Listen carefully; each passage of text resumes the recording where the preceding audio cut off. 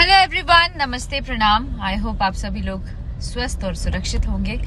ये वीडियो मैं कंग्रेचुलेट करने के लिए बना रही हूँ, और वो भी राकेश मिश्रा जी को, जिनके 50 मिलियन क्रॉस हो गए हैं गाने। और एक गाना एंड उसके अलावा और भी बहुत सारे गाने जो कि बहुत ही तेजी से ग्रो कर रहे हैं और बहुत अच्छे व्यूज जा रहे हैं। उसके लिए तहे दिल से शुभकामनाएं देती हूँ और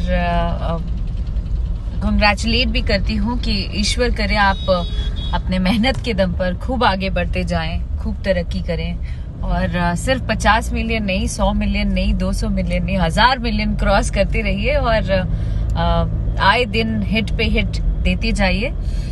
एंड बहुत अच्छा लगता है जब अपने सह कलाकार इस तरीके से मेहनत करके, बिना किसी के हेल्प के, बिना किसी मदद के, खुद संघर्ष